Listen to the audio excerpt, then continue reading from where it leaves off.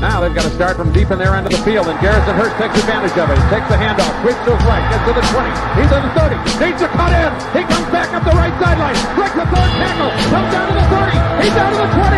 He's down to the 10. He's down to the 5. He's into the end zone. Touchdown! Touchdown! 49ers! 96-yard run from scrimmage. Garrison Hurst. Young back to throw.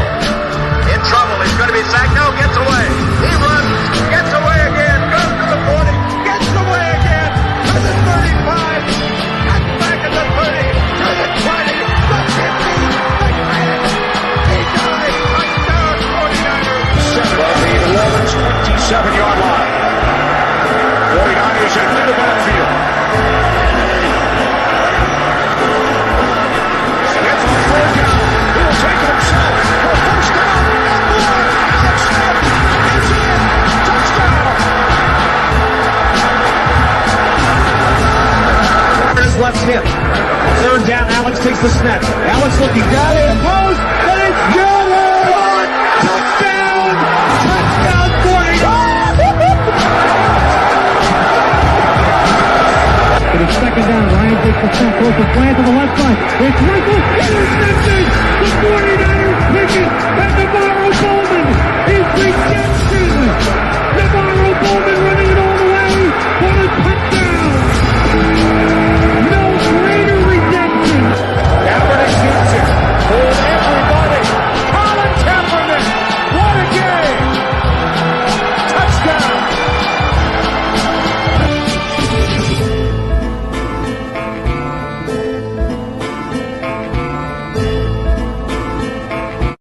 Click, click, boom. What's going on, faithfuls? The Nothing But Niners crew is back, and we are here to beat the dead horse.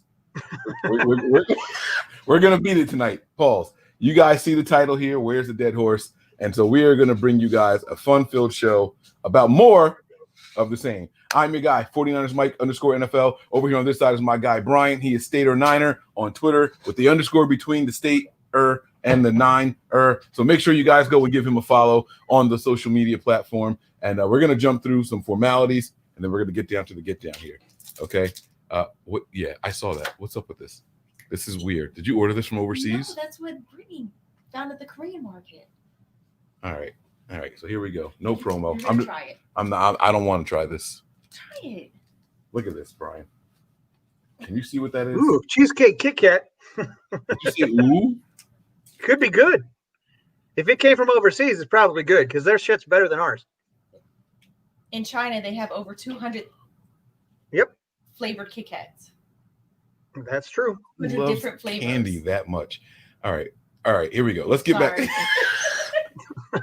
All right. If this is your first time on the YouTube page and you enjoy the show, please do us a favor. Subscribe, okay? And after you subscribe, hit the like button and turn on your notifications also. We bring you guys breaking news videos where you don't get a countdown for shows such as our program shows, okay? Give us a follow on some of our social media pages. We have Twitter and Snapchat. Those handles are nothing but 9 ERS. That is nothing but 9 ERS. All right. We have Facebook, Instagram, as well as Twitch. Some of you are out there watching live on Twitch right now. Thank you. That is nothing but Niners. It's spelled all the way out with spaces in between. And it's the same for the website. It's www.nothingbutniners.com. Okay. When we get that up and running, it'll be your one-stop shop for everything 49ers by us here at Nothing But Niners. Now, look at this.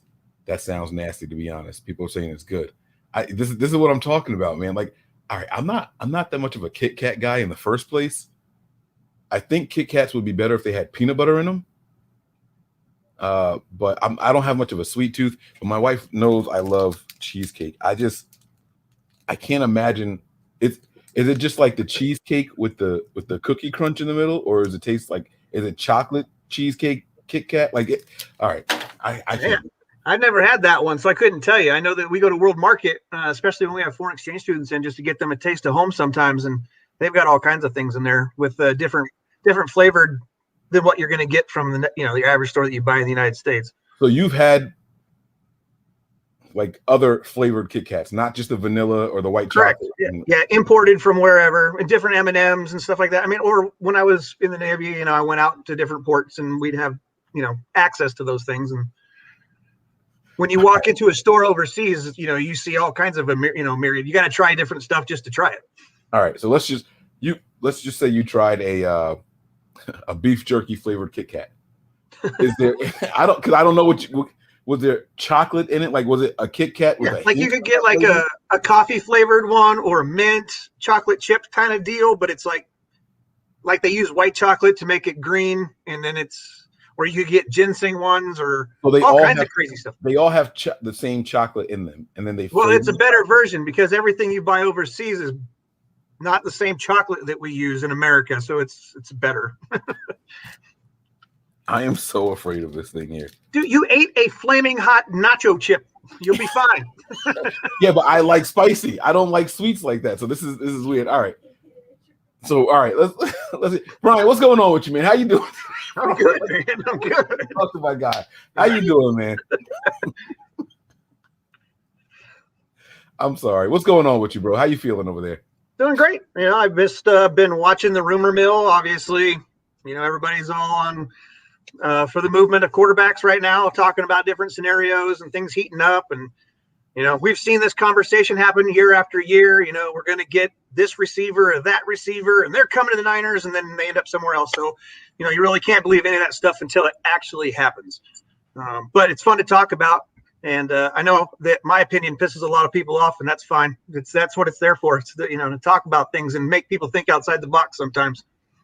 That's exactly what we're going to do now. Your background is not missed on me. I think you put that up there because we're talking about potentially welcoming some 49ers quarterbacks to the fray.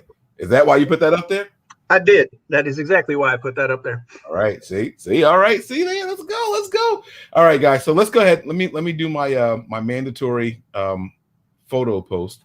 I'm going to post this every show until I can't post it anymore. All right. Let me find him. Where is he? Someone deleted. Oh, you guys are haters. Oh, wait. Never mind. I apologize. There he is, guys. That's the dream guy right there, right? That's who we're looking for, right? Deshaun Watson looking nice in the 49ers colors there. I've seen Aaron Rodgers photoshopped in the 49ers colors. Today I saw Matt Stafford photoshopped in the 49ers colors. I'm waiting to see the Sam Darnold ones up there.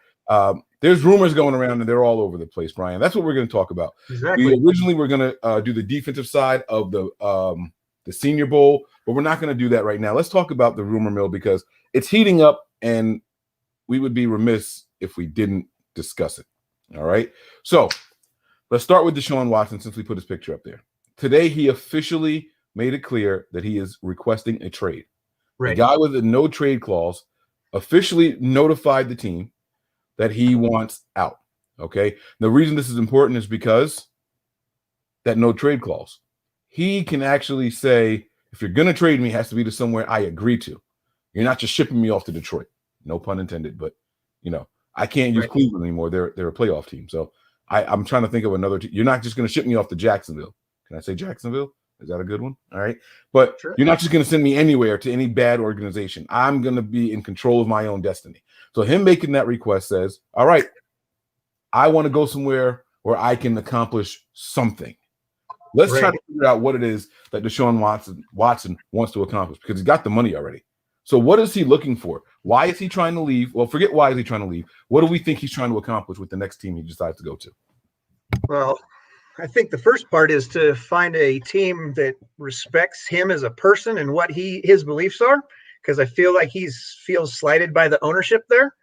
But I think he wants to pursue an organization who can compete. And thanks to Bob and many other people in that organization, they've made it so the Houston Texans are not really in a position to be competitive. Now, when you say an organization that respects his opinions, what do you mean by that? Because so here's what we do know. Just this offseason. Now, if we want to go back a little bit more, that maybe that's what you're talking about, but they hired a GM, they hired a head coach. I have never once heard of a player being consulted about those decisions. So what does he feel slighted about? Well, I think that from the information that we've received, obviously we're not in the inner circle of the inner workings of the Houston Texans, but from the information that we've read other pundits talk about in other sites and beat writers or whoever you want to think about, he asked ownership to have some input on those people. Now, I got it. Most franchise players don't get that, the ability to do that, right? And even if you did, it's probably going to be taken with a grain of salt. But I feel like from the words that he used, it made me feel like he was told that they would take his input into consideration and then didn't. So that's why I say he feels slighted. And it's just speculation. I mean, someone there, and I agree. That's what we saw. Okay, those were the reports that we saw. But someone has to tell. If I can sit here and say this, as a guy who has never touched the NFL, as far as playing goes, that players don't get consulted in those decisions. Where's his agent? Who's supposed to be whispering in his ear like, "Hey, psst, that's above your pay grade." I know that you get $40 million a year. That's still above your pay grade. Go, like, chill out. Right, but I think that there's some people where that's not going to apply. Like, if, say, Bruce Arians retires and Brady wants to stay there, they're going to consult Brady on what he wants, and I think they're going to take that information as they move forward. If Mahomes wants to put input on who's going to be the coach after Andy Reid or the GM or however that works out, I think they're going to care about his input. You know, there's certain players, and I think that Deshaun feels like he's in that category. All right, well, Deshaun's wrong for a plethora. I'm not saying that that's what he thinks. I'm speculating. That's how I'm kind of coming to my conclusions. I completely understand, but this is where I think he's confused. He hasn't won anything. He hasn't accomplished anything. He hasn't shown that he can elevate the team. They got rid of weapons, and the results reflected the lack of weapons. So you're not elevating the players around you. You're doing a good job. I'm not speaking to his personal skill set. I'm saying that this is clearly about the locker room. Okay. And even if they consulted Tom Brady or Patrick Mahomes about something, they could hire a coach or a GM that says, "Hey, I want nothing to do with this guy in his contract," and he's gone. That's how it works. That's how it works. I don't disagree with what you're saying at all. I just think that that's where his thought process of being disrespected, that's what I'm thinking where it comes from. Now, I do know that when it comes to a quarterback, he has a little bit of input on some of the guys who are inside the locker room with him, specifically on the offensive side of the ball. So, this guy is like my favorite target. I really want you guys to keep him. You know what I mean? There are a lot of people who felt that Trent Taylor was kept around because of that relationship he had with Jimmy. Right. It wasn't about production. Wasn't about, him being the best route runner or anything like that. They said that, this is Jimmy's guy. The Niners got to keep him here. That didn't pan out, right? So, but those are the kind of things that you usually hear players have some kind of say or input about. But Tom Brady has even gone on record and said when they got rid of Wes Welker and Danny Amendola, those are guys that I really like. Right. That he wanted to restructure his contract in order to keep his buddies or the players that he worked well with around, and ownership decided to go a different direction. And he was pissed off about that. And I think that was probably part of the reason why he left the Patriots. Right, exactly. And so players on his side of the ball, I could understand. And I thought maybe you were going to try to reference, the Deshaun Watson trade and stuff not Deshaun Watson, the DeAndre Hopkins trade, things like that. But, I think that was between him and Bob. I really think that was a personal issue there. Yeah, I do too. So here we are. Watson officially wants out. What is he trying to accomplish now? That's the big question. Is he trying to go somewhere where he can make more money? Does he want to go to the team with the most cap space and, hey, restructure this deal? I'm making $40 million now. I want Mahomes money. Make it 50. Like, what do you think that he's looking to accomplish in this move? I would think he wants his name to replace Mahomes. On the pay scale? No, on the achievement scale. He wants to be a Hall of Famer. He doesn't want to be on a team. I don't think he would go to a team with a less caliber or a roster with less quality players on it, and just in order to make more money. he's got money. He's already made money, Right. Not that they say he can't make more, but I think that his priorities as he's going to get older are going to change. And I think that getting into the Hall is what his ultimate goals are, and to prove anybody who ever, said anything bad about him wrong. Okay. All right. Freddie Gonzalez gives us the contribution. Thank you very much. We appreciate it. It's a great show all the way from El Paso, Texas. My man with the George Kittle Avi there. I appreciate it, man. Thank you. We appreciate it. Sorry. Thank you very much, Mr. Gonzalez. We really, really appreciate the contribution and the compliment to the show.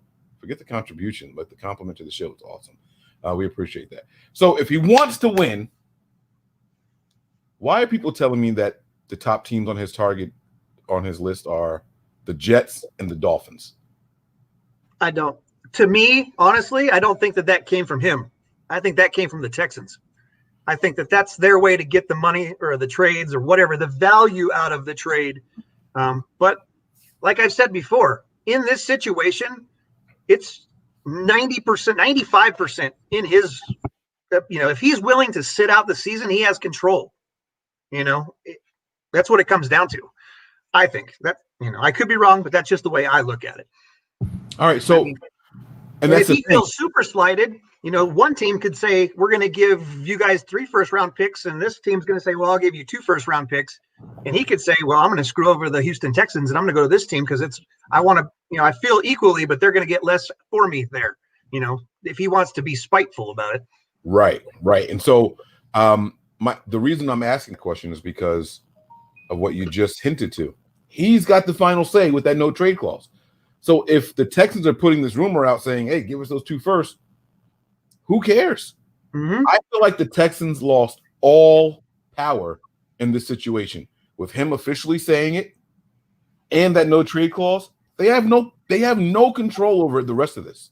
And we've already heard rumors that they've had internal discussions about moving forward without him.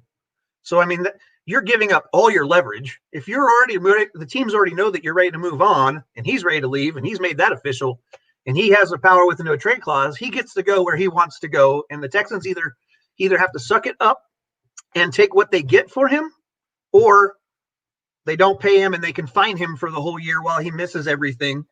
I mean, that's why I don't say he's 100% in control, because they could say no trade and you're just going to sit and not play. Yeah.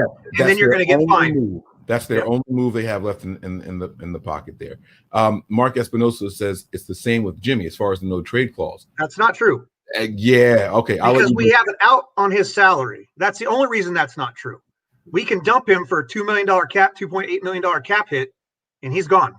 And then when he goes to negotiate with another team, he may not get anywhere near the money that we were going to pay him. So if we want to trade him and he wants to make $28 million this next season, he's going to go where we want to send him. They may work with him. I can't say that won't happen, but he does not hold the keys to his future as much as what Watson does. Very, very good. Nicely said and great breakdown there, Mark. I'm sorry, Brian, to Mark. This is exactly what it is. The Niners gave him this no trade clause knowing it wasn't worth the paper it was written on. They know it. Okay, right. That's true. You can say, no, I'm not going to go anywhere. But when we cut you, you're getting $2.8 million and you're going home. So you should, if you want to make $20 million, $28 million, you're going to go wherever we send you. Wherever we can find some value and send you, that's where you're going to go. And so it's a no trade clause technically, but holds no value. Holds zero value at all. And that's the reason why I put this comment up here. All right. So let's talk. We're going to continue with the Deshaun Watson talk here. This tweet came out today.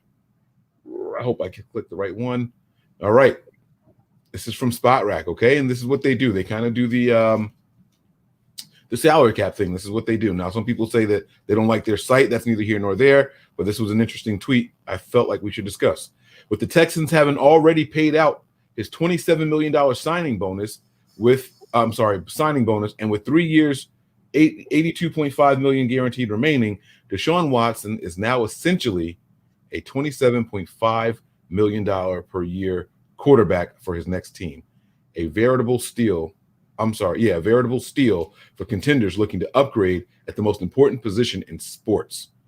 Now, this was telling, Brian, because I never thought about the value of him. We did a little discussion. We hinted around the discussion on Matt Stafford, and we'll get to him in a little bit. But you just said Jimmy's going to get $28 million this year. You're telling me that Jimmy Garoppolo was slated to make more money this year, not counting bonus money, than Deshaun Watson? That is. Well, here's the caveat with that, though. They put out an annual average left on his contract. What they didn't put out was that his actual hit for the year is like, I don't know, $10 or $11 million for the upcoming season. Right. So you could open up huge cap space if you were to go that route. But it all depends on what the trade ends up.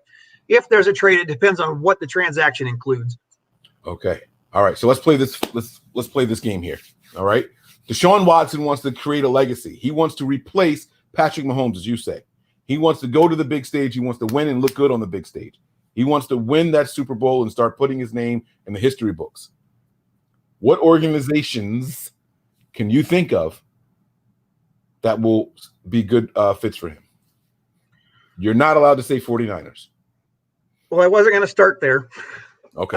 And it depends on how you look at things, because there's certain teams that have a bunch of cap space that are up and coming. They're building, like say the Dolphins, right? You can go there. They're building to become successful within their division. Once you can be the top of your division, that, puts you in the playoffs and gives you a chance for the game, make it to the bowl. So I wouldn't say that they're not an option. I think that that's a place that he could go. They're not ready to go now, but they are building up where they could be. He may be one of the two missing pieces for that team to be there. The Colts, another good job. They're in the process of building, and they've got the cap space to do that. When I look around the league, other than that, you're looking at a lot of teams that are really, you think about the Jets, right? If he was to go to the Jets, you have to understand that, sure, they've got money to help him, but they have to give up so much draft capital to do that they're not going to have the picks to go get those first round wide receivers and all those tools that he's going to need to be successful. So that team, to me, is not ready for him to go in there and be successful in a year, 2 years, like maybe a few years. And I just don't think that that's his window. He's looking to be successful as soon as he can be. And so that's why I don't think the Jets are it. Jacksonville's going to go with Trevor Lawrence. I don't think that that's a good fit. Cincinnati just got Burrows. That's not a good fit. Whoa. I don't think that's my opinion. No. I'm not questioning the fit. But you're saying that Jacksonville is going to go Trevor Lawrence. Trevor Lawrence could be a bust. Deshaun Watson is a proven NFL commodity. I agree. But I don't think Urban Meyer, I don't think, thinks that. Okay. Now, yeah, touche. Very good point. But let me not use Jacksonville as that example. Okay. Let's talk about this for a second. Sure. A proven NFL commodity, and there are a couple who are rumored to be available this season. Yep. Okay. Versus any of these first round guys.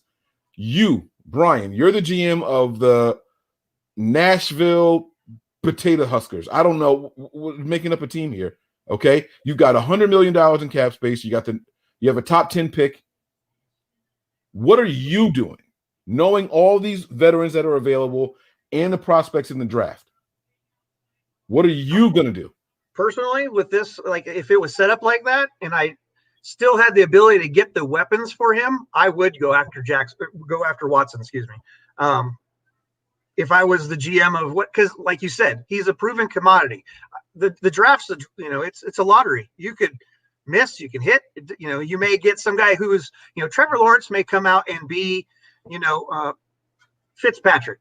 Just, he could be a stable backup or at least a bottom rung starter, not to be, it is what it is, right? So that's what he could be. He could be better than anyone we've ever seen in the NFL. And he could also be Ryan Leaf. So you have you don't know until he comes in the league. Everybody thought Money Manziel was going to be the next best thing when he came out and bust, he couldn't get his act together. The money got too big for him, whatever. Not everybody. But no, I understand what you're saying. But these are guys that are first round picks. Josh Rosen, like there was a longer list of first round picks who did not work, right, than those that actually did work. And so that's why I asked you that question. I don't I mean, all right, I understand with the Urban Meyer thing. That was a very good caveat you threw in there because you kind of threw me off track. That was good. that was very good. But I'm just not so sure that these teams with the top picks aren't saying, hey, you know what? Watson is better than these guys coming out. Doesn't mean that those guys won't surpass him, but at this moment today, he's more NFL ready than any of these guys that we could get in the draft. And I think that kind of also, well, we'll get to that part later. What I was going to say about the Niners, we'll get to that later. Sure. Bruce gives us a contribution here. Thank you very much. He says, would Watson work in the Shanahan system? Kyle likes to run things his way. I just don't know if it would work. Love the show, you guys. Bruce, I promise you we are going to get back to this. I 100% promise you. Later on in the show, we are going to talk about the better fit of the veteran options. And we are going to get back to specifically this, okay? So I can't leave this up for the whole show. I'll leave it up here because you didn't make a contribution. I'm going to leave the message up here, but we will get back to this. I promise you. This is something that's a very big topic of discussion, or at least in my brain, between all my different personalities, okay? So, Brian, let's get back to the Watson talk, and he wants to go to a team that's going to win, okay? We've already established that he wants to win Super Bowls, okay? It's not about money. He's got the money. So, I'm going to name you every playoff team from this season. Can I just say one thing? Good. Before you do that, and I said this either last show or maybe it was off air, but my one major concern is those damn Rams are going to go and make some crazy trade because they don't seem to care about picks or money or anything. Or they just do what they feel. Yeah, or Jared Goff for that matter. But they just do what they feel is going to make them win. And I don't know if that's the GM. I don't know if that's McVay. I don't know who's got the control over that. But they're the ones that concern me because I don't want to have to go up against him twice a year, every year for the next 10 years. Les Snead is a freaking wizard. So I don't know how they keep that team afloat. I swear to God, I don't. And you gotta, if you're a Rams fan, and I don't know many of them, but if you're a Rams fan, you have to pat that team on the back for getting the guy every offseason, not caring how much it costs, and issuing those guys contracts. The Rams do a phenomenal job of it. And that's why I think this whole salary cap thing is a myth.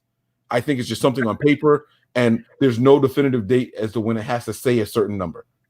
On March 18th, they have to be at the cap or under. On March 18th. But how many teams are negative right now? So that means that you can play all season, overspend all season.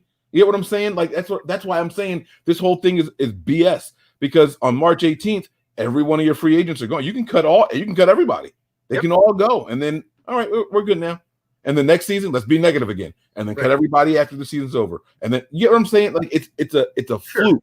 But with the exception of, like, in this year, obviously, we're moving forward. We don't know exactly where the cap's going to be. The floor is at a minimum of 175. Where there's already talk that we think it's going to be 180 no matter what. So, I'm hearing. Well, never mind. And it could grow from there. We don't know. But you look at a team like the Saints, and you look at their contracts. They're going to have a tough row to hoe in front of them to get themselves. So I understand what you're saying. And if you play the cap and you're 20 million, 30 million over, there's ways to manipulate things. But when you're in the whole $100 million, as it sits at 175, that's hard to fix. Right. Now, from what I heard, this is something I probably shouldn't be saying on air. So let me rephrase it. I think the cap can go up to 191 or 192. That's what I think the cap can go up to, 191 or 192. So we'll just. And I've seen that in a couple of places too, but okay. The only information that I know that is being broadly accepted is the 180. So it's a movement of $5 million. That'll help some teams a little 180 bit. or 188? Which one did you hear? 180 was what I was hearing. Oh, okay. And that's if you go and look at Jason Hurley's page, that's the number he's using to speculate his cap space right now. Yeah. But from my understanding, it was not nearly as bad a year as people think it was. Right. Mm-hmm. All right. So let's get to this list of playoff teams to see which one Watson would go to. Just the playoff teams. Are you saying which one would the team want Watson to come to, or which teams Watson would want to go to? We're going to find a fit for him. So, for example, when I say the Seahawks, they're not going to take Watson over Russell. Right. But I'm going to name them. So we're going to talk about which one is a fit. with the marriage. And then what we'll do is we'll go off the playoff teams and see if there's one that maybe was on the bubble. Like the 49ers, for all intents and purposes, if healthy, should have been a playoff team. But they weren't, so we can throw them in there. You can argue the same thing about the well, never mind. We'll get there in a second. Okay. So from the NFC, you had Green Bay, you had Washington, you have Tampa Bay, you have Seattle, you have Los Angeles Rams, you have the Saints, and you have the Bears. Let's just start with the NFC. Okay. Which one of those teams would be a better fit if you're looking to get to the postseason and make a Super Bowl run? Are we taking their current status into our decision or putting that in our decision process at all? Like, I don't think the Bucs will take him because I think they're sold on Brady, regardless of putting. Like, you're not going to bring him in to put him under Brady. I don't think. You're getting ahead of me. I think. All right, fuck it. I'll just say it now. I think the Bucs would move on from Brady if Watson was interested in going there and they could afford him. I honestly think because Brady's going to give you enough. You got to remember he only signed a 2-year deal. And people were saying that second year could be a phantom year, depending on if they want to bring him back or not. Right. And so there were even talks that Brady is going to be available this offseason, but he's still playing, and they're not discussing that just yet. They're focusing on the game at hand. So if Watson says, hey, I want to go to Tampa Bay now, you look at those weapons over there, you look at that defense, I think they don't hesitate. You take Watson because that's sustained success with that roster as opposed to Brady, who may give you just one more year. So, and I understand what you're saying. I feel like that organization is sold on Brady. That community is sold on Brady right now. And if they were to trade like Brady away after he takes them, and possibly if he wins the Super Bowl, the fan base is going to not like that. No, and that makes sense. But let me tell you, that team Brady turned the ball over 3 times in the NFC Championship game. I know. So I understand wins disguises, the negatives, but that is a glaring weakness on that team.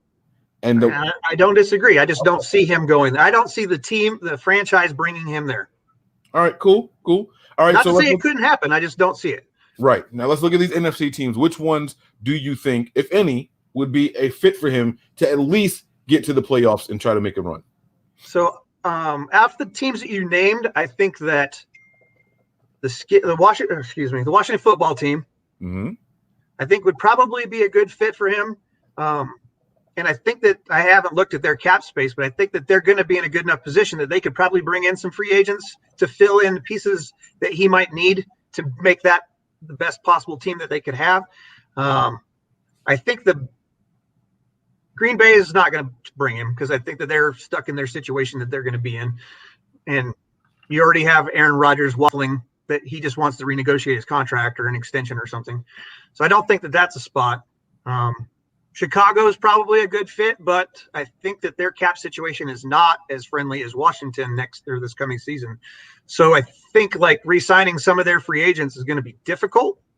So that doesn't necessarily continue to keep his window open for winning. I already said the Rams, what I felt about that. Who else were the playoff teams? Yeah, the Bears. Just talk about them. Oh, I'm sorry. Saints can't because they're in a cap hell, so that's not possible. Okay, so you got the Bears, Saints, Rams, Seahawks, Bucks, football team, and Packers. Yep. So we talked about. Touched on all of them. So with me, I would not take the Bears for the same reason you said cap hell. I would consider the Saints. Drew Brees is going to be gone. I understand that they're in cap hell also, but Drew Brees' number is going to completely vanish, and then they can start anew. Now, my only problem with that is that would force them to move on from Taysom Hill because he's their gadget, athletic quarterback. Right. If you bring Watson in, and they just gave him all right, so I'm never mind. I talked myself out of it just like that. See? Okay. Rams would probably be at the top of my list if I'm him in the NFC, just because you have a young, offensive-minded head coach there who's going to use him to his best abilities, who's winning, in my opinion, in spite of Jared Goff, not because of. Right. Seahawks Nice aren't going to get receiving rid core. of right. Seahawks aren't going to get rid of the best quarterback in the NFL. The Bucks would be second on my list in the NFC, and Green Bay would actually make my list. Now, there's one play that has me saying that. Just one. One play? One play has me saying Watson would have won them that game and got them to the Super Bowl. 3rd and 8. Aaron Rodgers scrambles around. 3rd and goal. Okay? He scrambles around, runs to the right, has the entire lane there. Runs to the line of scrimmage and decides to throw an incomplete pass. Then it goes to 4th and 8. They kick 3 points instead of going for the touchdown. Game is essentially over. Younger Aaron Rodgers would take that run. He might not have got in, but it would have been 4th and goal from the 2, from the 3 max.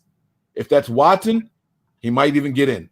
And so I think now I also understand that they traded. I mean, they drafted that guy in the 1st round, but he's an unproven guy, and I can't speak to someone I haven't seen play. So I don't know. What I do know is you got Love, you got Rodgers, and I think Watson would have helped you in that specific situation because Rodgers also made throws during that game that I don't think Watson would dream of making. So I want to be clear here. I'm not saying he's better than Aaron Rodgers, okay? I'm just saying in that one play right there, I think Watson takes off, and that's probably a touchdown because he takes off a little sooner than what Aaron Rodgers would have. So those are my 3 teams for him. All right. Now on the AFC side here, we have the Colts, we have the Bills, we have the Browns, we have the Steelers, we have the Titans, we have the Ravens, and we have the Chiefs. Good luck finding one. Right. So, you're talking about the Chiefs, obviously not moving on from Mahomes, right? So you can cross that off. I think that Baker's cemented in Browns right now, so I don't think that they would take him. Even though I think Watson's better than Baker, I don't think that they would move on. I agree. I said earlier that the Colts would be a great fit for him, I think. Bills are not moving on from Allen, so that's not happening. I don't think. Right. I agree. And who are the other 4 that made the playoffs?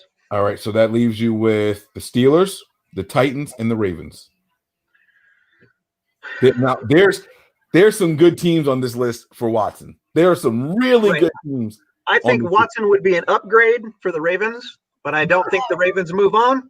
Let's go. I don't think he's a rookie deal. You can move on from this guy. But I just don't. I think that they want to see that I think they still believe he's their future, and I don't think so. But thrower of the ball. He can throw the ball. He's a phenomenal athlete. Okay. All right. So you do think he would be an upgrade, though? You did say that. Oh, yeah.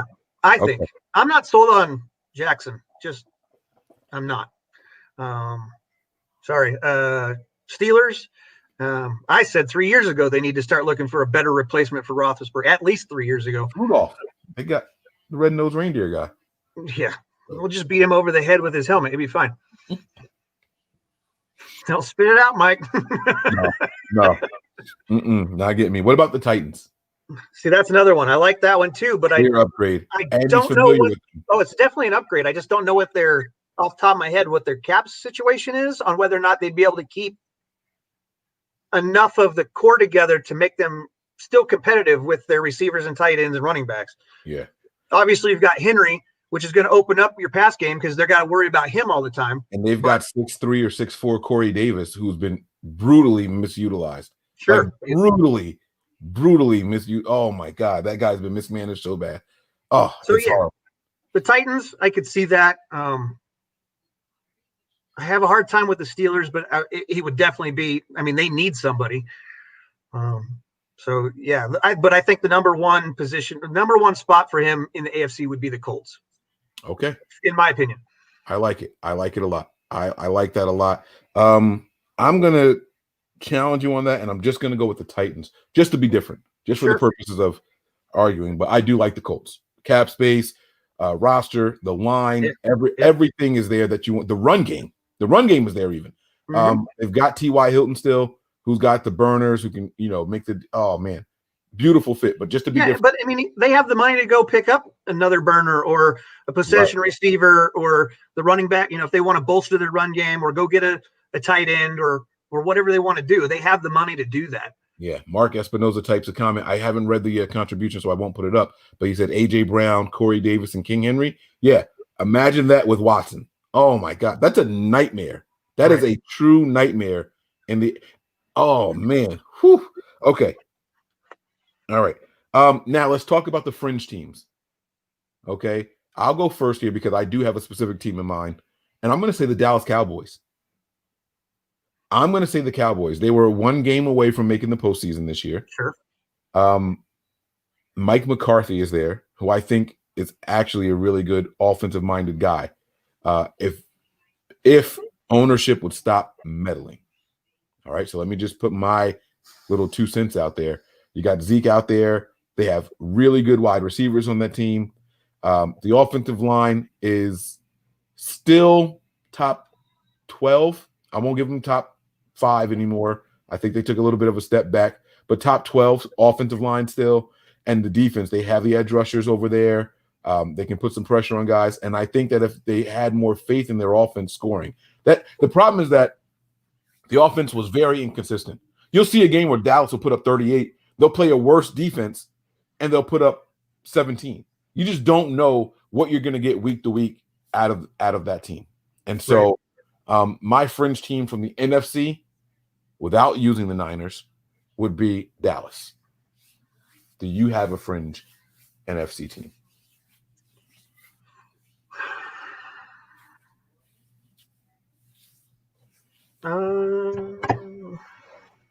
No, not that I can think. I mean, I like the thought process because you're moving him from one conference to the other. Because I mean, that's like when we were talking earlier. I'm like, I like the Colts, but they're in the same division, same conference. That's not a move that they're likely to make. Like again, Watson holds the cards. So if that's the team that they can get the most from, and that's where he wants to go, then that's a good chance that's where he ends up. But we don't have that input. I'm trying to think. Well, how about this? While you're thinking, how about where the Vikings were close, so you could technically get them there, but you're going to have to get a couple more weapons. And I don't know what their cap space is specifically, but that could be a fringe team. I want you to include the Niners in your deliberation. Now you want me to include the Niners? Yes. Well, if I had like I said earlier, if I was the GM of the Potato Heads, I would have got him. So if I'm the Niners, I figure out a way to make that happen because I feel like he would be actually. I've made it known to the crew, but I haven't really talked about it much on here. I think that some of the other quarterbacks that people are all happy about are not necessarily as big of an upgrade from my perception. Whereas I believe that Watson would be a huge upgrade over Jimmy G. Okay. All right. So I know you want to get to it. We're going to get to it. I didn't realize that we've been going for 42 minutes. This has been a very smooth flowing show. Did you know it was 42 minutes already? No. And what everybody should know is I don't know what you're going to ask me. So it's like, off the cuff. No, we did not have one of the things I don't like to do is have a big pre-production show. I'll give guys topics, and I told him it's going to be the quarterback rumor mill. That's all I gave him. Didn't ask him questions. Let's answer this from Niner Rick here, 49er or 90 Nick 49. Thank you for the $4.99 contribution. He says, great show. Isn't fixing the O-line more important? Now, Brian is shaking his head yes. I'm going to let you go first. Go ahead. So, obviously, I haven't talked about it here. We talk in our chat a little bit about it in our personal, the crew chat. I have been making this point and hammering that, in my opinion, we could stay status quo and fix this O-line, and we will still be competitive. I don't think we need to spend the draft capital to go get another quarterback unless you're going to do a ginormous improvement, like go get Watson, we'll talk about the draft later, but unless you're going to do a move like that, I think anyone else who is on the market, you're going to take a minimal upgrade. I'm not saying these quarterbacks aren't better than Jimmy Garoppolo, but you're going to take a minimal upgrade at the cost of improving that line. And I think if you improve this offensive line, we will be just fine. We can continue to win and go to Super Bowls and probably win them if we fix our O-line. Okay, so here's my question for you. All right. I don't think that Jimmy G would be significantly better with an improved offensive line. I do think that the offensive line is important, especially if you have a mediocre or worse quarterback. I think a good quarterback elevates the play of his offensive line, right? So the play breaks down. A good quarterback feels the pressure, moves around, throws an incomplete pass, check down. What he's got options, okay? What he doesn't end up doing is saying that this left tackle allowed a sack, this center allowed a sack. You get what I'm saying? So he improves immediately the play of everybody around him. Sure. Okay. I said it on here a couple shows ago. I don't know if you were on here or not. I said I want one guy that elevates the play of 10 players as opposed to 10 players elevating the play of one player. And I think there's only one quarterback out there that can do that. I think there's more than one, but let's talk about it. And that's our good transition here. So it is important to fix the offensive line. I do think that if you're going to have a guy that's insisting on holding the ball for 4+ seconds, absolutely, you have to fix the offensive line. But in the NFL, that is not a reality. That's just not real. You can't stand there for 3.5, 4 seconds and not do something with the ball. So I think everybody would agree with that logic, and that's why I say no, that's not more important right now. Because if we were in rhythm, and we've seen this offense work in rhythm with Jimmy Garoppolo, when we are in rhythm, the team moves the ball down the field. It'll be a 12-play drive for 72 yards and a touchdown. You get what I'm saying? But 12 plays, that's absurd when you're looking at that, right? I see what you're saying, but you could sell the farm and bring Watson here and not fix up our O-line, and he is not going to flourish. Okay. He will be better than Jimmy with this O-line, but you have to fix this O-line. And I think that has to be the number. That's my opinion. We have to fix the O-line. That's the number one priority. I went through, and I told you guys this offline. I went through the all 22, and I watched every play that was identified as a sack, an incomplete pass, an interception, or it said scramble in the notes. That means it's an unplanned play. And our right side is horrendous. Mm-hmm. And it has to do with, like Tony and I talked about, the stance of the way his footwork is. Brunskill wasn't much help when he got moved to center. He got blown up quite a few times. But if you fix that O-line, you could put Jimmy back in there, and I think he'll be fine. We will win games. Here's my issue with that take, and it's not that I'm disagreeing with that take. I agree with the numbers and everything that you said you went and reviewed, right? The right side of the line was clearly the biggest concern. And we all know that. Here's my problem. We have a right-handed quarterback, which means that when he stands, his left shoulder is to the center or to the field, which means he should see that coming. That goes back to what I was talking about. Scramble, throw it away, check it down, whatever. We shouldn't have as many issues from the right side of the line because he should see or feel it coming. Now I understand that there's guys who line up wide, the speed rushers get behind the quarterback so he can't see it. But the quarterback's got to know, all right, well, if my right tackle disappears, let me step up in that direction so I can deliver. Do you understand what I'm saying? Like, yeah, I get it. There's mechanics that are taught to overcome things like that, and we just haven't seen it from any of the quarterbacks. Right. This isn't about Jimmy. This is any of the quarterbacks.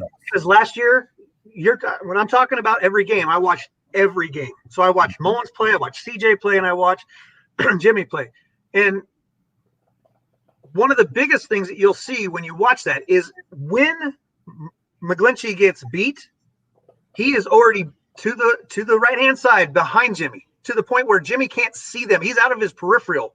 And then those edges are beating him and taking him from behind or batting balls. But Jimmy needs to occupy that space. So if the curve is this way, you can't move forward when you got Brunskill getting pushed back into you also, or Garland in some cases, or McKivitz when he was playing guard. So I'm saying you need to fix that side. And if you fix that side that can control those defensive ends and that defensive tackle coming through, and then there was probably at least 10 plays where it was just straight up feet tangled. I saw that's that. Going to happen. I can't believe you said only 10 because I felt like I saw that a lot more.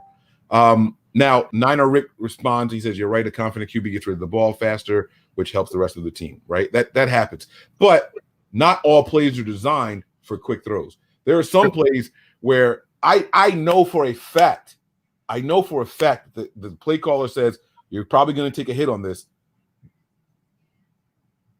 You're probably going to take a hit on this, but you got to be patient. Okay, give me a thumbs up if you're ready. Okay. Not you. Oh. Not you. I'm ready. What do you got? Not ready yet. Okay, he's not ready yet. Okay. But who's coming? Yeah. I see what you're doing now. When I get the thumbs up, you'll see. So you can't see who's waiting below? No, I don't have access to any of that stuff. Yeah, but it's just the person in the little waiting area. Nope. You can't see that? I'm all in the waiting room by myself down there. Oh, sugar, honey, iced tea. Okay. I'm always in as us, so I don't know what it looks like from the other side. Right. All right. So here's my thing, though. Right? We're gonna talk about 49er fits at quarterback. So let's transition here. Now, what I want to see is a quarterback come in here and elevate the play of others. Now, here's the big rumor for the day, guys. And now I'm going to give you what people are hearing. I'm going to give you what other people are hearing. And then I'm going to give you what I have heard. I went out. I did some research. I did some digging. I made phone calls. I sent out texts. I shot out emails. And I'm going to let you guys know what I got back. So let's start with this. Javi has been all over this from the very beginning. Yes, he has. And Javi says 49ers and Stafford is getting closer. The information I'm receiving, final details being hammered out. Okay. What that tells me is, I'm going to put this back up here one more time. When I hear final details are being hammered out, that tells me that the two parties have agreed in principle. Now it's about compensation. Brian, you tell me if you interpret this a different way.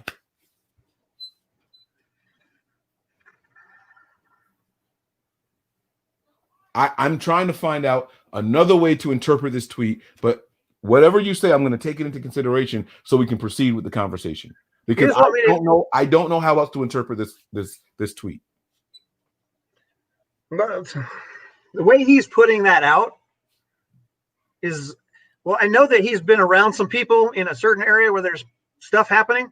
So, well, it's known. I mean, they got their podcast, him and Matt. They're down at the Senior Bowl. Right.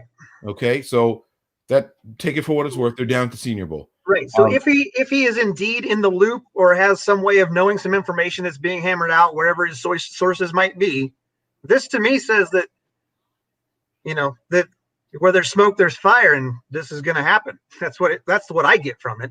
It's not what I'm looking forward to, but that's, I'll take it as it comes, I guess. Okay.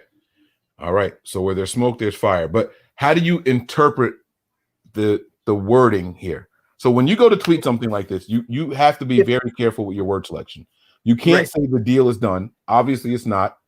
Okay. You can't say the teams are in talks. We've heard that. We expect that. We know John Lynch will pick up the phone and call about anybody. Right. So that's not worth the time. But this tweet says 49ers and Stafford is getting closer, not done, closer. The information I am receiving, final details being hammered out. Well, I interpreted this as they've agreed in principle. We'll send it to you. Now let's talk compensation. Well, that's what I get from details being hammered out. Okay. I like to, if I was able to see and read somebody's face, it's different, right? But the words that he used specifically, instead of saying and, instead of to me, 49, or if it was backwards, Stafford to the 49ers getting closer. Oh, okay. That to me would say something. Okay. But I've also tossed out a couple of ideas to several different people about not necessarily what ESPN or other places have been speculating on, like crazy three-way trades, but maybe to that extent where if they can get their hands on Stafford, they can use Stafford as not that I like to use him like that, but as a pawn in their chess game to get whatever it is they want, whatever it is, whether it's move up to the second place or move, or go get Watson or whatever their plan is, or maybe it is just to get Stafford. I don't know. But to me, the way it's worded says something different. Explain the theory that you had, because this could be part of that. Explain the theory that you shared in the group chat. If you want. If you don't want to, I won't pressure you. So it was pretty okay. So Jimmy and Watson both have no trade clauses, right? That's correct. So say say Houston wants Stafford because he's available. We know he's available. But Deshaun doesn't want to go there. So if the 49ers were to say, okay, Jimmy, we put him in that bind. We're going to send you to Detroit, or we're going to send you wherever and get draft capital. It doesn't matter how it works out. But then we trade for Stafford. Then you can use Stafford to get Watson from the Texans. It's still a three-way, but it's broken into, it's convoluted, if you will. But that was kind of my thought process. Does that sound the same as what I was putting out to you guys earlier? Yeah. Okay. All right. So I like your theory. Acquiring one guy to send him somewhere else to get a different guy, because it increases the value of what you have. Right. So people were saying that to acquire Watson, it's going to take multiple first rounds and maybe some more. Right. But if we give you Stafford, who could be your guy for the next 4 to 5 years, now all of a sudden you don't need a first. You don't need 3 firsts. Maybe it only takes 1 first and Stafford and a 3rd and 4th or something. My thought process was that a trade like that could go down. If you acquired Stafford, you could send Stafford, because he doesn't have a no trade clause to my knowledge. You could send Stafford a 2nd round this year, and then a 2nd round that could elevate to a 1st next year if we make the playoffs or the championship game, or whatever caveat you want to put in there to move the pick up from a 2nd to a 1st. Like I said, all speculation, just outside the box kind of thought process. Okay. All right. So then here's the thing. Now, by the way, the guest left. Oh, no. You said no? Or no? I said, oh, no. Yeah. So I said, give me a thumbs up when you're ready. He did this. I said, all right, I'll wait. And then he disappeared. So I don't know what happened there. But all right. So here. You're going to pull in like legit breaking news with our guests. Is that what you're going to do? No. We forgot to discuss the team news first. Shane Day has been hired by another team. I cannot believe I forgot to discuss this. Yep. Let me find this information. Yeah. So our quarterbacks coach Shane Day is now going to the Los Angeles Chargers as I don't think it's the same quarterbacks coach. It's like offensive play designer or some shit like that. Not a coordinator, but I forget what the title was. But he's gone, which is probably why the team ended up hiring Rich Gangarella and bringing him back in. So Shane Day is officially gone. Now back to this thing. So we see this tweet from Javi.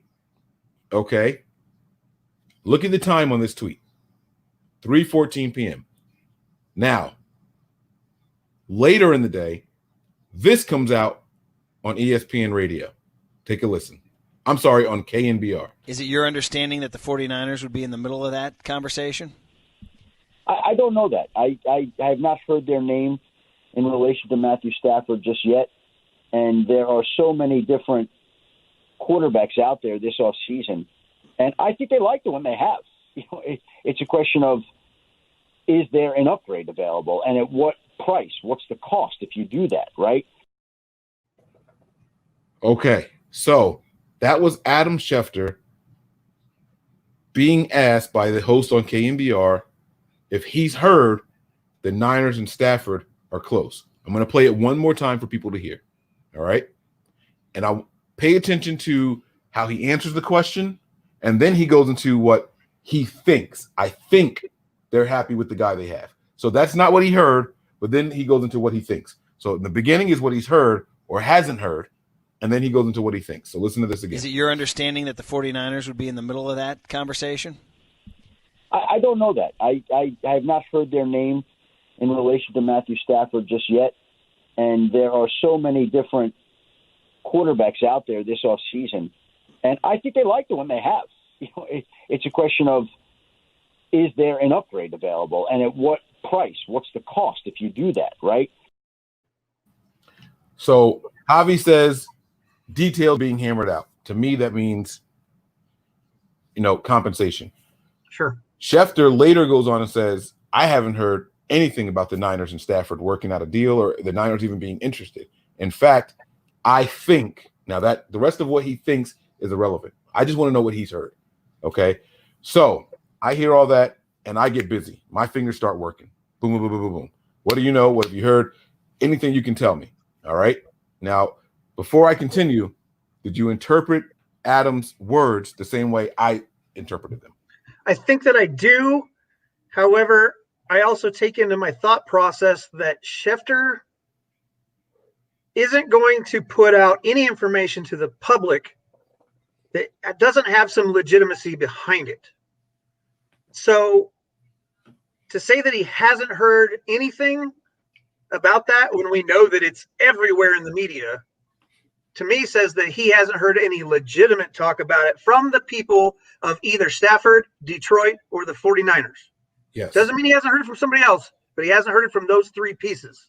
Right. Now, his think they have their quarterback also is telling, because he does have access to individuals, and he may or may not have heard something that would sway his opinion to say that I think that they're happy with the quarterback that they have.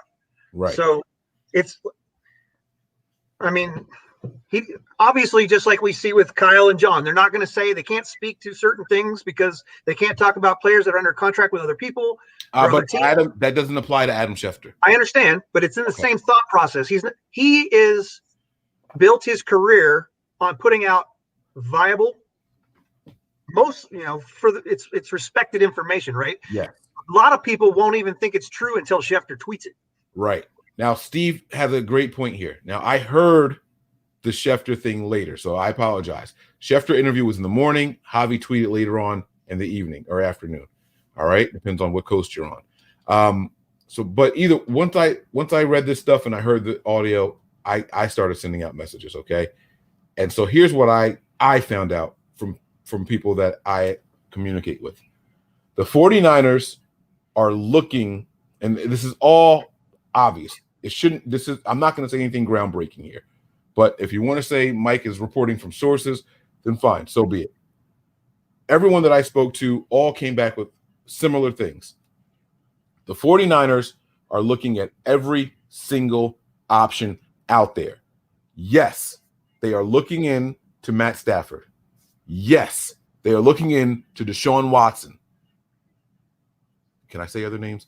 They are looking in on other quarterbacks whose names aren't even in headlines right now. The 49ers are picking up the phone and they are calling about other quarterbacks. What does that mean? That means that they are looking at people who are clear and decisive upgrades over Jimmy Garoppolo in their opinion. Right. In their opinion. I have to throw that in there because two of the names I heard, I wasn't quite sure that they are clear upgrades over Jimmy. All right.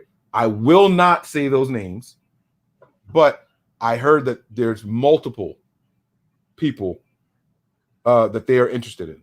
Now, on NFL Network, this is why I think this is all interesting. On NFL Network today, Adam Schefter was on, and he said over half the league has called about Stafford. He never said anything about the 49ers. I think something's crazy there. That is weird. If I can get information that they have called to see if it's true and da-da-da-da, how come he didn't? Now, again, when he said over half the league, he didn't mention any other teams by name. But I think it's weird to hear him say on the same day, albeit significantly earlier in the day, that he hadn't heard anything about the Niners and Stafford, but then in the evening to go to half the league. How can half the league do it and the Niners not be one of those teams? You know, did he name any specific teams, or he just said half the league? No, he said half the league has called about Stafford, about acquiring him. I was gonna say that's a lot, but obviously, I don't want to state the obvious here. It's not looking good for Jimmy Garoppolo coming back if the Niners can get the proper compensation. All right. So I didn't hear that they were looking at 12 guys. I didn't hear that they were looking at 10 guys. All right. I was given 4 or 5 players that the Niners are looking at for this season. Just calling and seeing interest. Okay. Right. Take it for what it's worth. My thing is, if it was you have Deshaun Watson, you have Matt Stafford, and I know that I know how you feel. I'm going to throw I'll throw Aaron Rodgers in this mix for you also. Okay. I'm going to throw I'm going to throw Sam Darnold in this mix for you, and I'll explain why later. Of those guys, Stafford, Darnold, Rodgers, and Watson, which one do you think the 49ers would be most interested in, or is the best fit for what the 49ers do? Well, I don't think that they may call, but I don't think that Rodgers is at the top of that list. I think he doesn't have enough time left in the league to make that move. I just don't. Mm-hmm. Given the public's perception of what the media has put out about Stafford, a lot of people think that he's worth spending first-round picks for. I don't, but if that's the way that our GM and coach decide to spend their draft capital, then I will get behind it and support who's here. If I'm the GM, if I'm looking to make a change and I'm saying I'm done with Jimmy and I want to find my franchise quarterback, I'm going with the proven commodity, and it's going to be Watson. I don't feel like Sam Darnold is a proven commodity. Could he be great in this league? Yes, with the right tutelage, but I don't think that he is at this point. Let me cut you off because I don't want to sidetrack you. I will give you a name that I did hear about. Just one name that I haven't heard anybody tying to the Niners yet, and that was the call to Dallas about their future plans for Dak. That's the way it was worded to me, that they reached out to find out the Cowboys' plans, future plans for Dak. That was it. That doesn't mean that, well, you take it for what it's worth. Those were the words that I was given. All right. So include Dak Prescott in your breakdown here. No. Just no.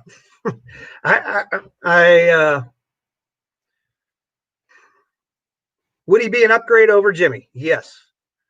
Is he young enough to have a long career with the 49ers? Yes. Do I think that he is as good a fit as Watson could be? No. And, it could have just been a one-off situation, but we don't know what he's going to be like after his ankle. So until we see him for a year somewhere, whether it's with Dallas or somebody else, I don't think we spend the capital to bring him in.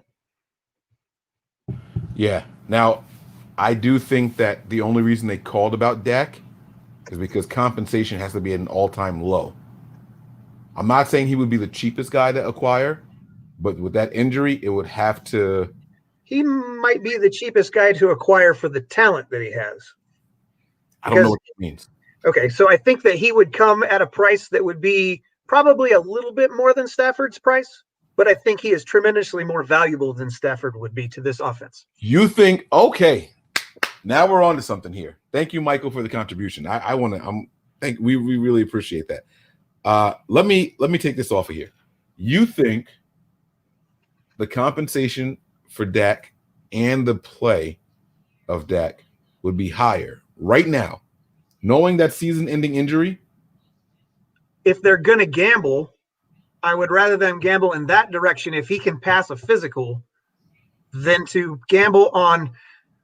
Let me preface this with the fact to everybody that I've also done research on Stafford and his win percentages and completion percentages over a 10-year career. I knew I was going to get this out of you. Let's go. I knew it was going to come.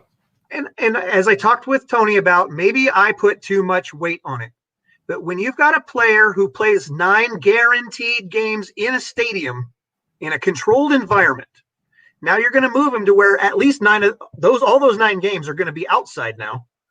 And you look at his outside in the element production, Stafford has less than a 40% win average over that 10-year period. I understand the quarterback's not the only reason that you win games. No. Don't come on, man. Don't explain the stats. Just say them. That's why stats are fun. Don't break them down and shoot holes in your own shit. His completion rate over 10 years is at 60%.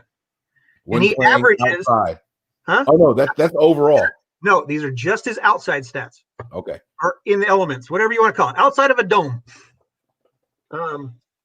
And I had to put caveats for certain places where the dome's open, you like Arizona, you can open that dome, so then it becomes, you have Right. weather that may affect that. But if there's weather, Arizona's closing the dome.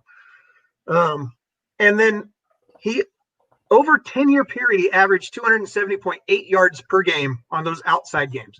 To me, now you're going to take him and put him in San Francisco, where you have to deal with an open stadium, open on one end almost completely, and you have swirling winds that are coming in off the bay. I don't know how much that affects the ball. I don't know how much he's going to be used to that. I mean, obviously over a year in training camp, that would be something he'd learn to compensate for.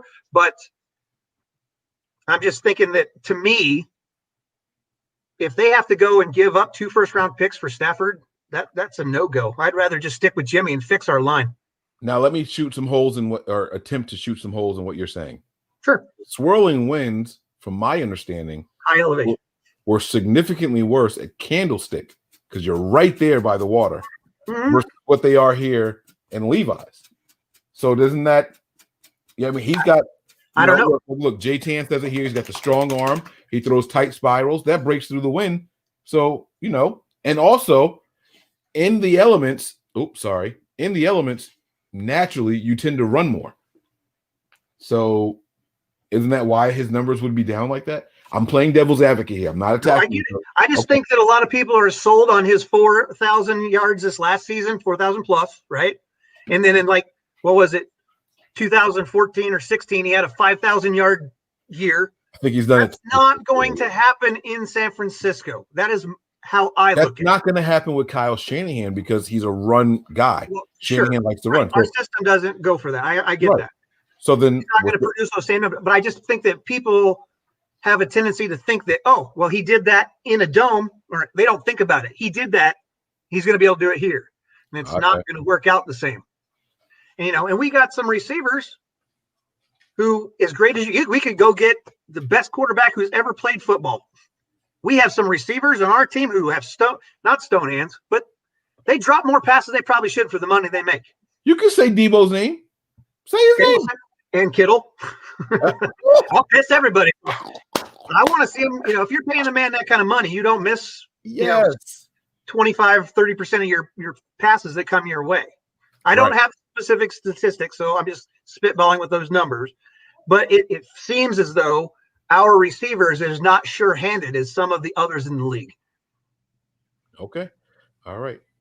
Absolutely. Now, I'm going to take a time out from our current discussion. I want to rewind. I want to make it clear here, because I don't want people to misinterpret anything that was said on this show. I was not trying to shoot holes in Javi's tweet. I was not trying to shoot holes in Adam Schefter's message. I was just showing the contrast and how just up in the air this whole Matt Stafford thing is.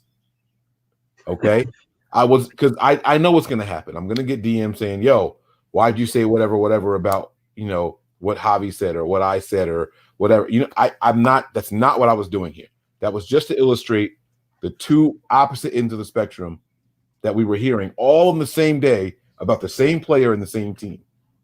All right. So that's not what I was doing. I don't want anybody to come in and say, oh, you were doing this and that. That's not what was happening. I was just trying to illustrate something. Now, it is entirely possible, because I know John Lynch is in Alabama. He's there at the Reese Senior Bowl. All right. Now, I'm not saying that John Lynch is going to be like, yeah, hey, Javi, we're going after Matt Stafford. I don't think that's happening either. It doesn't mean that you don't hear whispers and rumors and he said, she said. So for example, right, I accepted a new position, or not a new position, but another job. So I put in my 2 weeks notice. I typed up my resignation letter last night while I was at home, and I sent it to the regional manager, right? I get to work this morning. 3 people knew. I didn't tell them. I only told her. She's the only person I sent, and she never once even acknowledged that she got my email. She didn't say, okay, I understand, nothing. Just, I walk in, and one of my coworkers does this to me. Hey, Mike, that's not exaggerating. That's what he did. I walked in. Hey, Mike, flicks me off just right off the bat. My point is, word travels. That's my point. So I'm not discrediting what Javi said. And I'm also not discrediting what Adam Schefter said. And like you said, Adam goes on more concrete things, not hearsay. Right. And he's got a reputation. exactly. If he puts his stamp on it, then this is pretty much a done deal. He's not going to do that while it's still speculative. Right. Did you ever see Schefter put out a report that said that Beckham Jr. was coming to the 49ers? There was one time I saw Schefter do this in the last 10 years. Just one time where he said something and then had to retract it later. You want to know what that? I will give you $100 right now if you can guess that one time. Nope. Okay, I'll tell you guys. Frank Gore to the Eagles has been agreed upon. I do That remember was you talking about one time in 10 years I can remember Adam Schefter having to retract something. My point is he hears when things are in the works, but he won't say it anymore. He learned, and that's it. Until it's almost official, he's not going to say anything. So that's the way I look. But to be fair, that was supposed to be put together until he had a different offer from Indy. Right. Exactly. So that's not. I don't think that's necessary. I don't think he got bad information. I think they. No. The information he got was 100% solid. Even Frank Gore said, "Yeah, I was going to go there, but I wasn't allowed to sign anything until this date." And before that date came, another team was still allowed to talk to me, and I like their offer better. Right, because you're talking about the tampering period. Right. Exactly. Frank Gore even said I was going there, but that's my point. So doesn't mean that he didn't. But I just thought the wording for Schefter was weird. I haven't heard anything about the Niners and Stafford together. He didn't say a deal isn't going to get done or what. He said I haven't heard it. Like it's not even come across my desk. Like if you listen to what he said. Is it your understanding that the 49ers would be in the middle of that conversation? I don't know that. I have not heard their name in relation to Matthew Stafford just yet.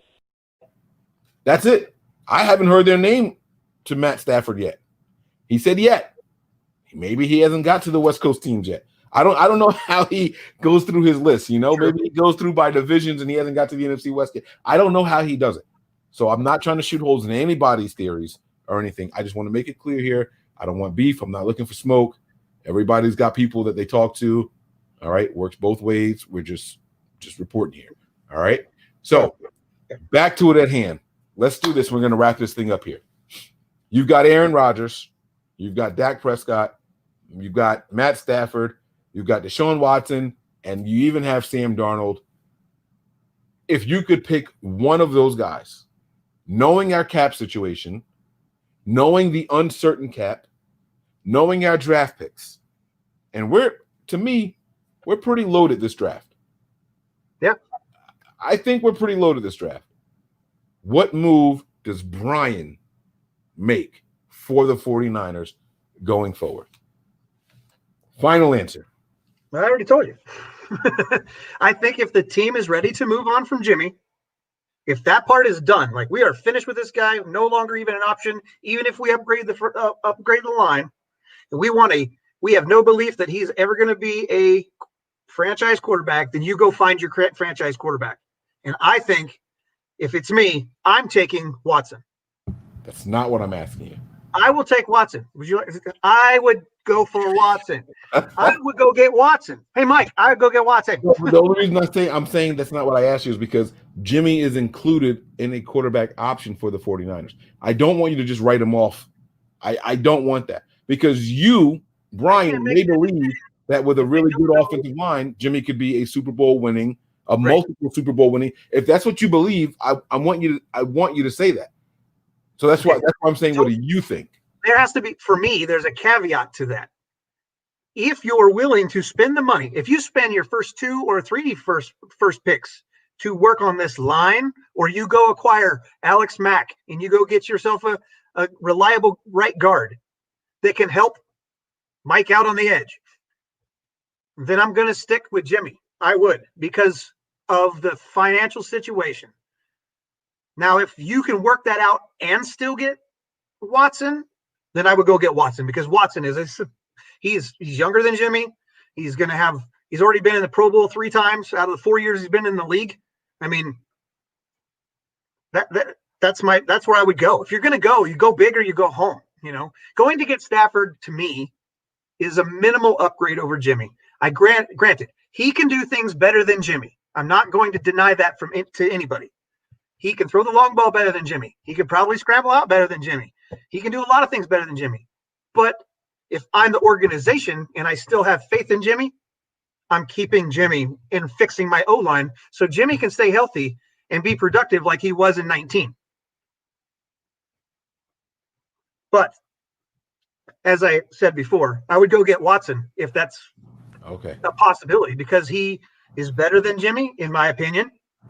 And if you can still build that O-line to protect Watson, or at least you don't have to go get those blue chip players as long as you can get a functional O-line like we had in 19. You got Mike Persons out there, for God's sakes. Who would have thought we missed Mike Persons? Right, like, not an all-star player, but he was reliable, right? Right. He made, he wasn't the guy that held it together, but that crew, that 5 guys or 6 guys when you had a couple rotations in there, they were able to get this team to Super Bowl. Yeah.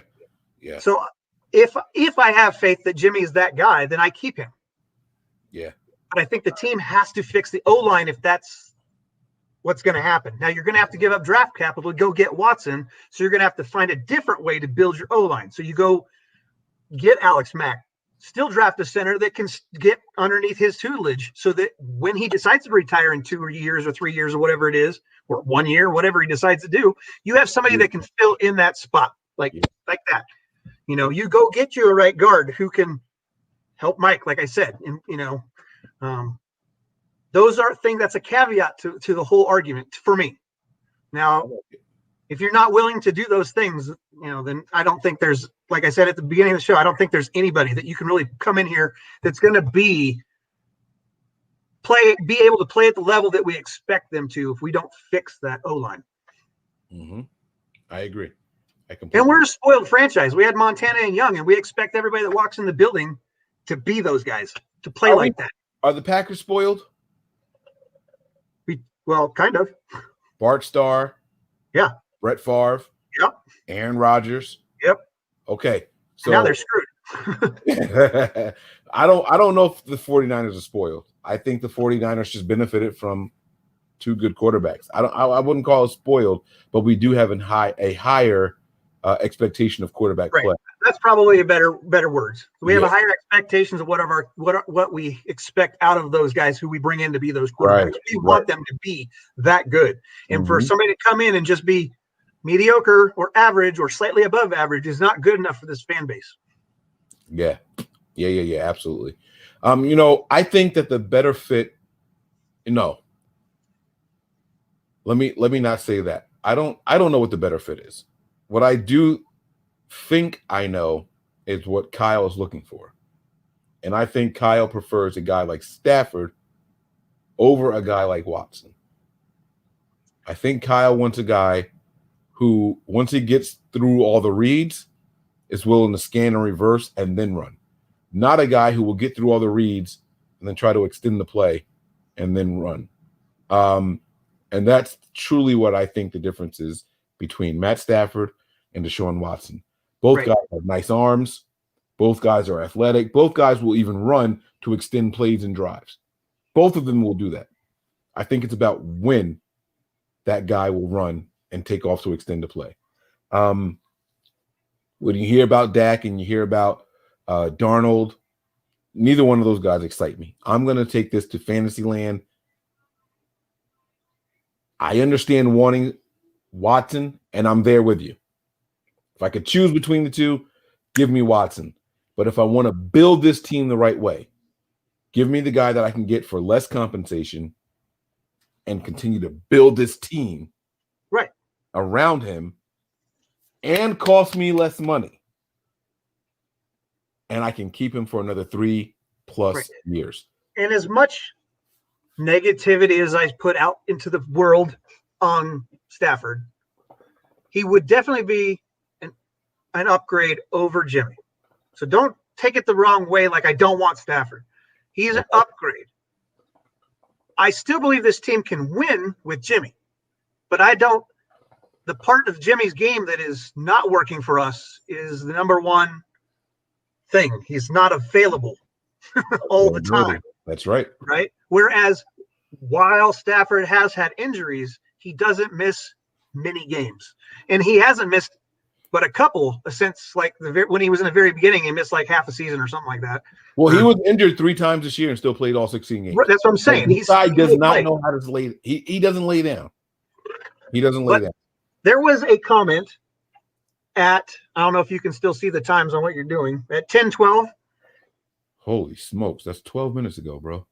All right, I was waiting for us to finish talking. I'm at 10:12. What time? Who was it? Jedi. Starts with an A, and then it was something Jedi. Sorry. Oh, I'll back up. All right, I'm at 10:11. So let me scroll down. If not, I'll just read it. I'll go back up. No. I got you, bro. I got you. Hold on. I'm here. Ark and Jedi. And I thought that was a pretty good something to look at. Oh, look at you. Okay. I'm gonna shut up. Go ahead. You got it. Again, when I was talking about it, and I've talked about it with, through our chat, you've seen those things, or sometimes you don't read them because I get long-winded in there. But, there's a reason for that, because I want to make sure that my point's conveyed when you're on a text or in a WhatsApp or wherever. It's kind of hard to do that with just words unless you get long-winded. But that is exactly what I was trying to say. You look at the win percentage, and while Jimmy's window has been short with us because he's been injured a lot, this is exactly true. His win percentage is just better. I mean, when you look at Stafford's numbers, he even not just outside, his overall percentage, he's like, I don't know, I don't have the numbers in front of me. He's like 74 to 89 losses or something like that. It's not a huge disparity, but it's definitely in the loss column. And I put that out there with it's not always all on the quarterback, right?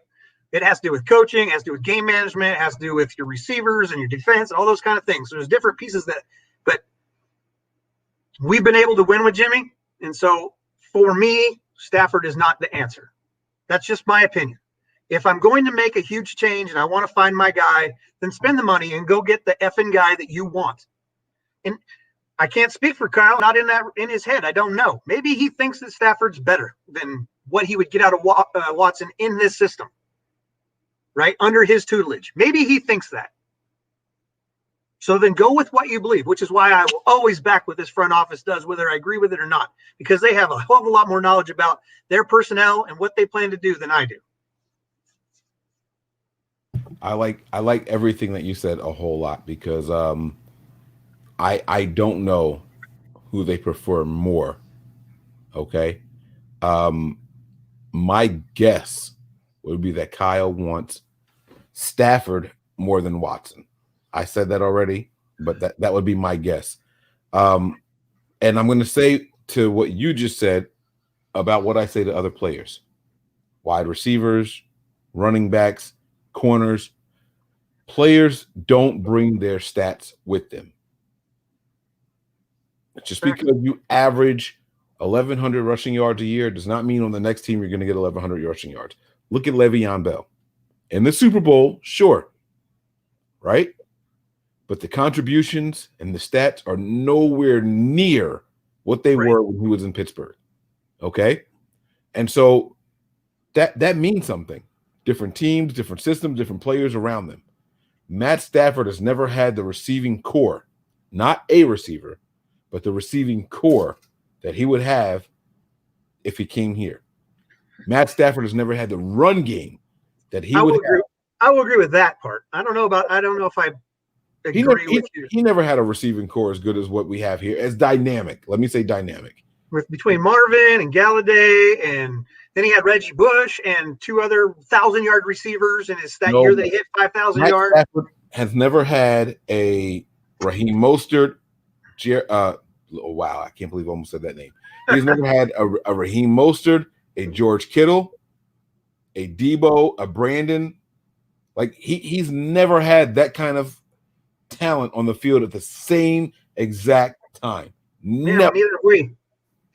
Exactly. Neither have we.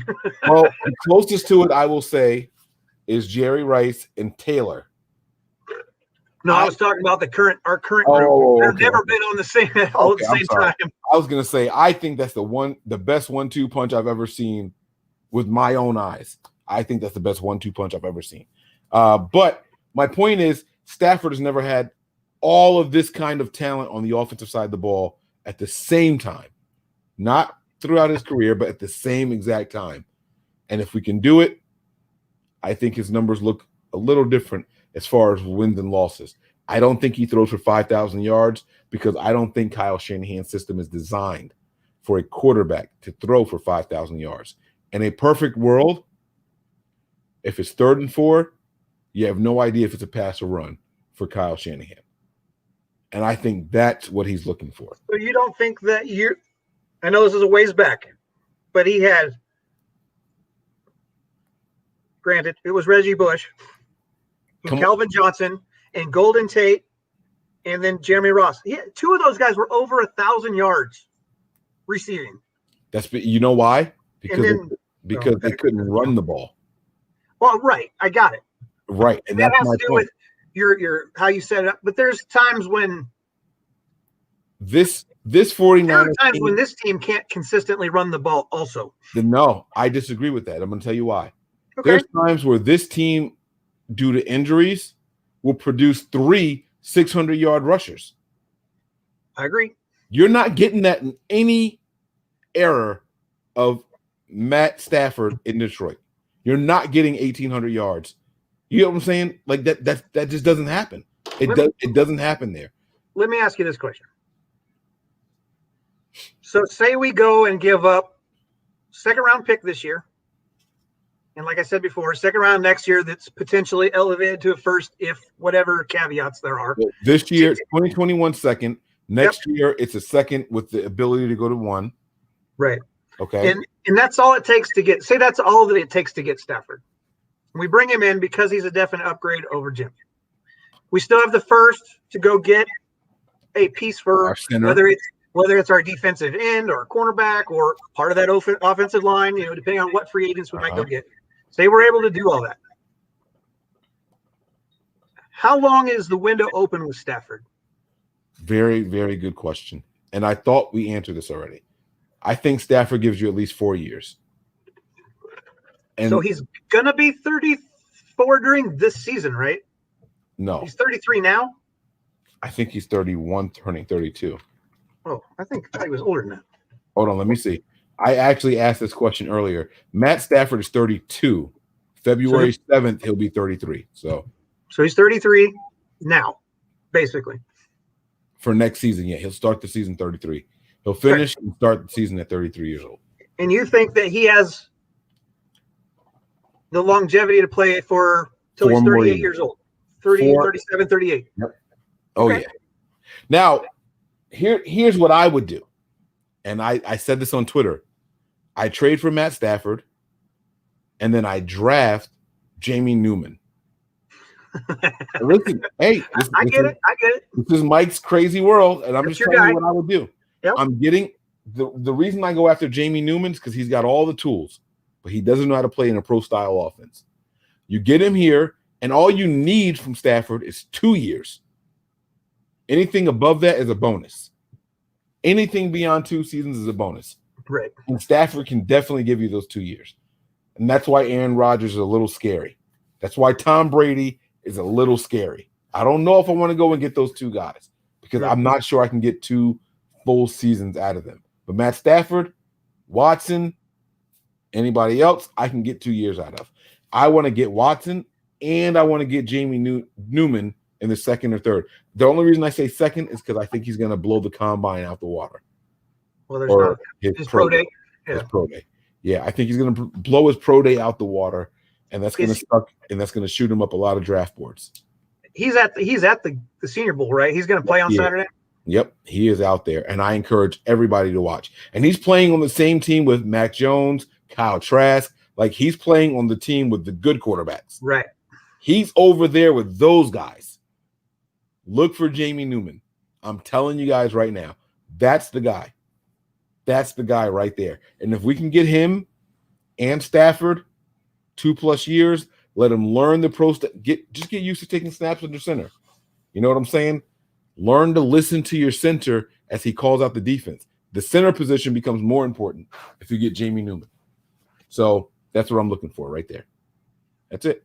That's all I got. Do you want to talk about the quarterbacks in the draft at all? I don't want to yet because, well, I don't think I know anybody who I can ask about who the Niners are looking at as far as the draft prospects. I don't think I have. I have to go through. The only thing that we confirm is they sent someone at a minimum to watch Zach Wilson play, or at least some BYU players. We can't say it was Zach Wilson, but he was there. They were at that game. That is absolutely true. But other than that, we don't have anything else to go on, really. I know that they do their due diligence, and I'm going to shut up. Yeah, so that's all we know right now. Okay. That's all. I mean, I was going to say some things, but I'll hold off then too until we have a show on it. We'll do a different show on the draft, guys. But right now, the NFL is buzzing with a lot of big names, including Aaron Rodgers, Matt Stafford, Deshaun Watson, Dak Prescott. All of those guys at this moment are possibilities for the 49ers. Here, can you read this one right here? Sean gives us a $10 contribution. Are you setting me up here? Okay, let's see. I saw it was going, so I was like, I'm going to give it to you. As long as it's not about cereal, I don't care. All right. I think that was this year we saw the Niners overcome stacking the outside by rushing up the middle. A lot of teams took our run away because they had zero respect for our QBs. Mullins and Jimmy G have T-Rex arms. Yeah, no, he's right. He's right. It's all short passes, man. Nothing going down the field. And they were like, yeah, we're going to play the line. Sean, he's 100% right. What are your thoughts on this comment? No, I agree. And not to keep hammering on it, but I think that had we had a more solid O-line and Jimmy was healthy, I think that our year would have gone a lot differently than it did. Yep. But that also goes the other side of the ball too. I mean, there was a lot of things, even at the beginning of the season, before we even started, I said that if the faithful aren't in the stadium, this team's going to take a hit just because of that. So Seattle may have the 12th man in the sound, but the energy that this particular group of individuals gets from our faithful. Yes. Go ahead. It's ridiculous. I mean, and without it, I think it was felt.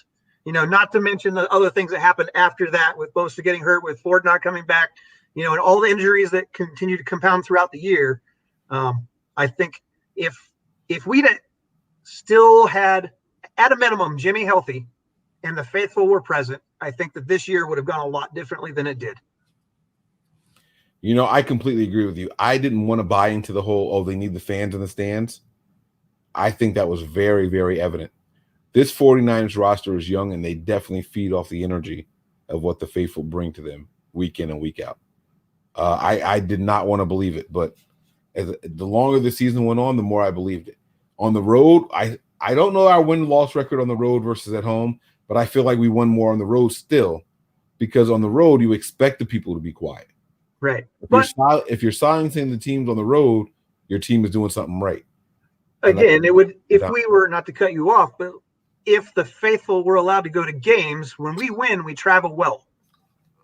So sometimes those away games don't feel like away games. Right. I mean, it may be in an unfamiliar or a less familiar stadium, but when you have the faithful there to get you going, look at our number one tight end. Right. Huge fan of the WWE. You can't get more hype from a crowd than that group of people. You're absolutely right, man. 100% right. So, yeah, I think it's something that we need, man. I think it's something that we need. And Sean is right. They had no respect for our quarterbacks this year, including Jimmy Garoppolo. And that's honestly the only reason I think we need to move on from him.